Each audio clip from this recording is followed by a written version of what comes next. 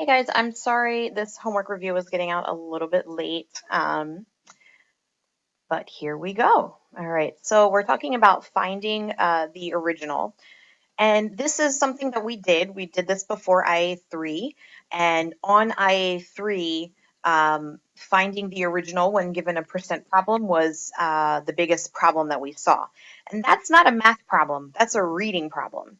Because what you guys have proven is that you're able to do the math when you set up the problem correctly. So when you're not setting it up correctly, it's because we are not reading carefully enough, okay? And so that's what we're really going to work on with this homework. So let's give it a start. So including an 8% sales tax, you know what, that's important too, including a television had a price of $400. What was the pre-tax price of the television? And you're going to notice mine looks a little different than yours. I actually took the sentence we were using earlier today in class. So I'm going to read it again. Including an 8% sales tax, a television had a price of, and so this 8% sales tax is an increase, had a price of $400. So that's actually the new. What was the pre-tax price of the television? Round to the nearest dollar. Okay. So I'm solving here for the original. I'm solving for what the TV cost before that sales tax. Now, with $400, that means that you paid 108% of the original. So that's what we're going to write here. I paid 108% of the original. And so my question is my answer going to be greater than or less than $400? Well, since I know that the $400 included the sales tax, included the increase, I know that my answer is going to be less than $400. Okay. So I'll write my OPN here. Okay, so the original is what I do not know. The percent change we had it was a plus 8%. And the new price was $400, okay? And I'm gonna do the same equation that I always do when I'm doing percents. So I'm gonna go original times the percent equals the new, okay? So my original here is what I do not know. And I'm gonna start calling originals, I have to, well, that's a variable for it, a V, right? Because I can't figure, I'm always like, oh, I'll put an O for original. Let's give it a variable. My variable for original is going to be V. All right, so I have V times 108, 1.08 is going to equal 400. All right, and you know what? I want to write that a little bit neater for you guys. Okay, so V, which is my new variable for original, times 1.08, that's 108%, is equal to $400. So now I'm going to divide both sides by 1.08. Okay, and so you can use your calculator like I'm using mine. 400 divided by 1.08 gives us 370.37037. So my answer here is 370. 370 was the cost. We added an 8% sales tax, and then we had a $400 price after that sales tax. All right, guys, let's move on to this next problem. Mr. Shand spent $5.40 on lunch yesterday. Today, he will spend 155% more. How much will he spend today? Okay, so he spent $5.50 on lunch yesterday. Today, he's going to spend 155% more. Okay, so that's an increase. How much will he spend today? Okay, how much will he spend day. So in this case, I am looking for a new price. Okay, I'm solving for the new because I have this 540 as my original.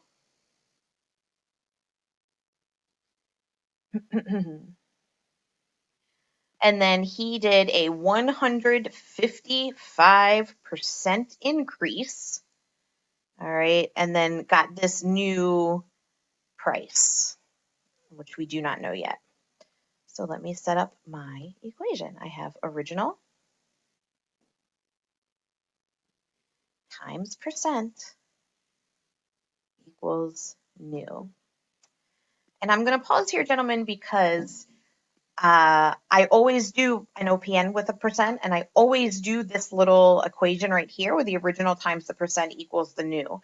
And one of the things I've noticed is that a lot of you guys, if you've gotten a little bit more comfortable with percents, is that you stop writing this equation and then things get sloppy. So I would just want to say, if you are having trouble with the problem and you put your hand up in the air and you want my help, you better make sure that you have tried to use this equation. All right. And I'll be happy to help you in any way.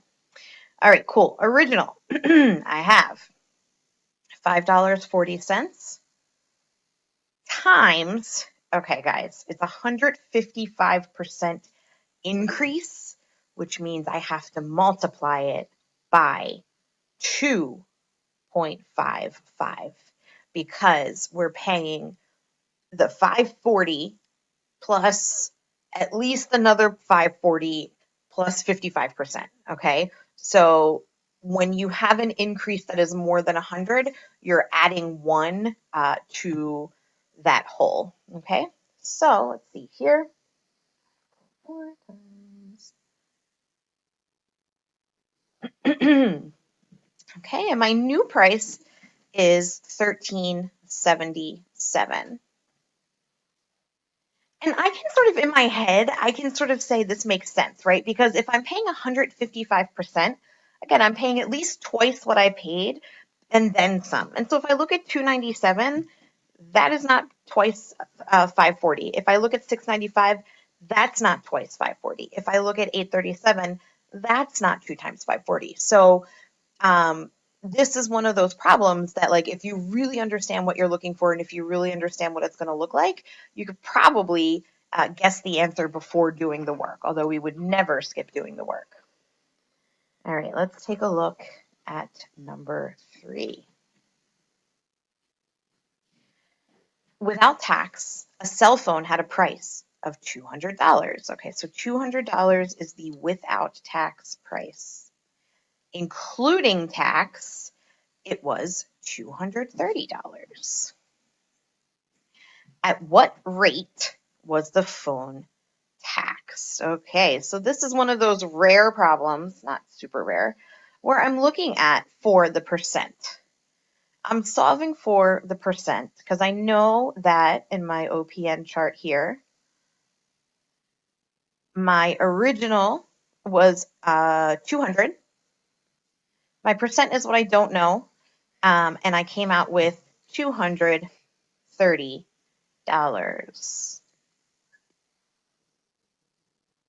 Okay. So using my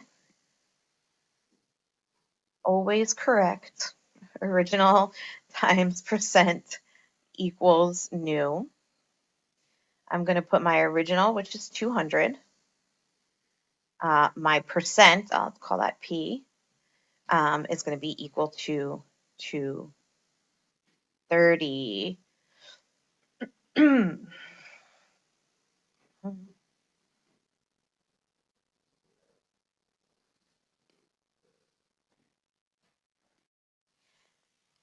Now, one of the things that we really need to be careful with in this problem is when I divide my 230 by 200, I'm going to get that my percent is 1.15, okay?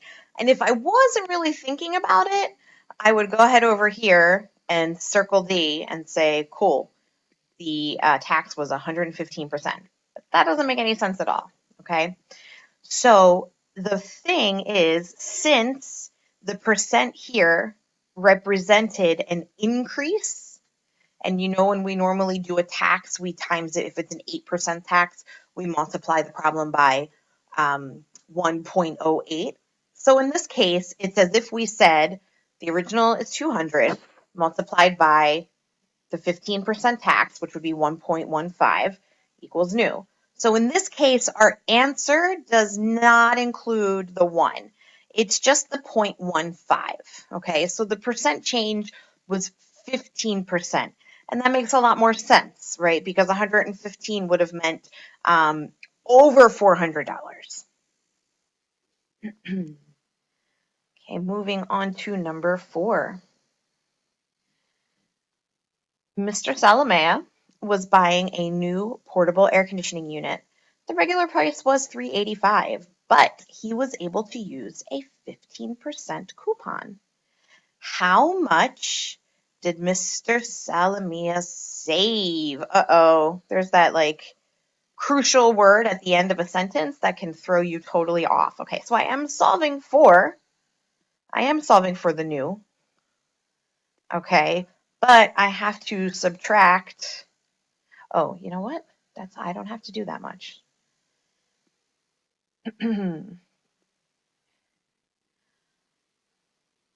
So I am solving for the new, but it's the discount, right? I want to have the discount and not the amount paid.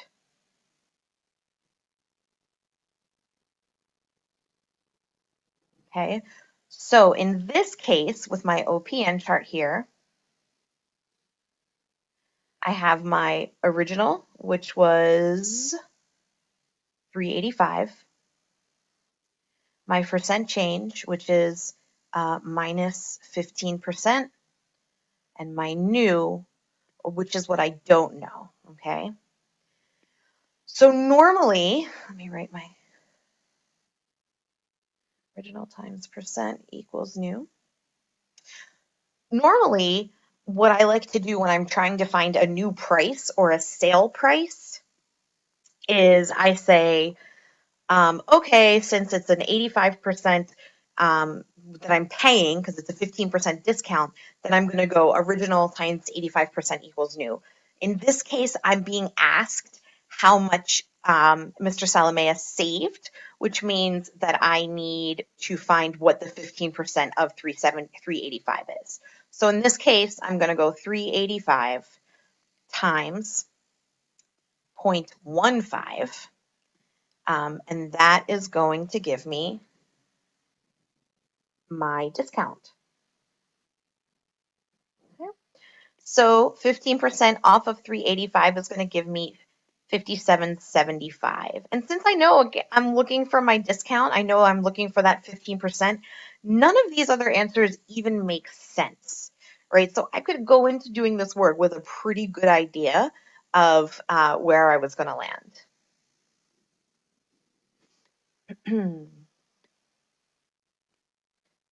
All right, a little bit of mixed review.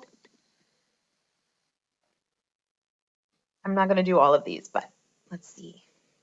All right. A taxi company charges an initial fare of $3 plus a charge of $3.50 per mile. Okay, so this is sort of the base fare. All right, and then this is by mile. Jalen paid $17 for his trip. How many miles did he travel? Okay, so this is where I really want to make an equation. Let's make my key information box first. So I had the rate base, the sort of base of that was $3. And then I had $3.50 per mile. All right, and then I had a total cost of $17. And I'm looking for how many miles. How many miles did he travel? Okay, so I'm going to go 3, and that's my base there, plus 350 or 3.5x, which is the miles. Make sure they didn't give me a variable. Nope. Okay. Is equal to 17. And here I just have a very simple equation to solve. 17 minus 3 is going to give me 14. Okay, 3.5x equals 14. Divide both sides by 3.5. And I'm left with 4. All right. So he drove 4 miles.